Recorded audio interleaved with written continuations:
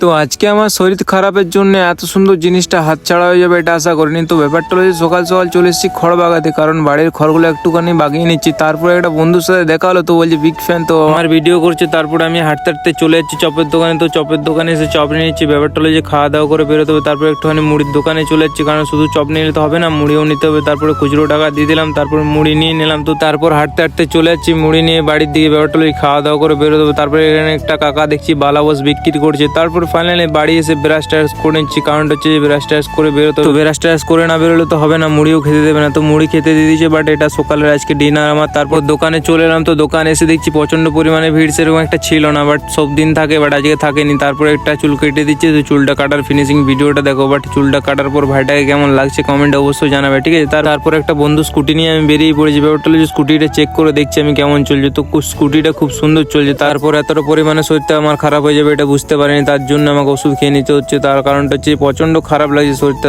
তারপর ভাবছিলাম যে কি করব, কিছু করতে পারছি না, কাজও করতে পারছি না। তো ভাইটাই কাজ করছে, আমি বসেছিলাম। তো তারপর বন্ধুরা বলছে চল বাড়ি চলে চলাম। আমি বলি না, বাড়ি গেলে হবে না। তারপর এটা দোকানে চলে যাচ্ছে। ব্যাপারটা হলো যে সোয়েটার টোয়েটার নেবো ভাবছি, কারণ হচ্ছে এত পরিমাণে ঠান্ডা পড়েছে, মানে কি বলবো, একটা সোয়েটার না নিলে হবে না। তারপর এখানে একটা আমি বাস ব্লেজার টাইপের একটা সোয়েটার চেক করে নিচ্ছি। তো এটা আমাকে লাগছে ভালো, কিন্তু হয়তো বড় হয়ে গেছে, তার জন্য আমি ওটা নিলাম না। তো দাদাটার সাথে একটুখানি কথা বলে নিলাম যে অন্য কোনো আছে তো আমাকে দেখাও ইউনিক টাইপের। তারপরে দাদাটা আমাকে একটা ইউনিক টাইপের মতো সোয়েটার দিল। তো এটা কেমন লাগছে আমাকে কমেন্ট বক্সে অবশ্যই জানাবে গাইস। তোমরা কমেন্ট করছো না, তো লাগছে তো আমার খুব ভালো, কিন্তু আমি বুঝতে পারছি না যে কেমন লাগছে। তোমরা অবশ্যই বলবে কেমন লাগছিল, ঠিক আছে। তারপরে এখানে মাফলারটা পরে ভাবছি বেরোবো, কারণটা হচ্ছে অনেকটা রাতও হয়েছে, শরীরটা আমার খারাপ। তারপর বেরোতে বেরোতে কিছু কটনের প্যান্ট দেখিয়ে দিচ্ছি কালেকশন তোমাদেরকে। তো এই কটনের প্যান্টগুলো খুব সুন্দর, বাট এগুলো আমি নিলাম না। তো ব্যাপারটা হলো দোকানটা হচ্ছে যে ভি কালেকশন, তোমরা জানোই ঢোলডাঙ্গার মোড়, ঠিক আছে। তো বলতে হবে না তোমাদেরকে আর নতুন করে, তোমরা অবশ্যই জানো, যারা আমার আগের ভিডিও দেখেছো তারা বুঝতে পারছো দোকানটা কোনখানে। তারপরে আমি একটা বন্ধুর দোকানে চলে এলাম চা নেওয়ার জন্য। তো ব্যাপারটা হলো যে আমি চা নিচ্ছিলাম, কিন্তু আমাকে সিগারেট দিচ্ছে, বাট আমি বললাম যে আজকে আমার মুড খারাপ আছে। তারপর ও আমাকে সিগারেট দিল না। তারপরে একটা রয়্যাল ফিল্ড গাড়ি দিলাম, খুব সুন্দর লাগছে। তারপর ওকে বললাম একটু আমার অডিয়েন্সকে হাই হাই করে দে, তারপর একটু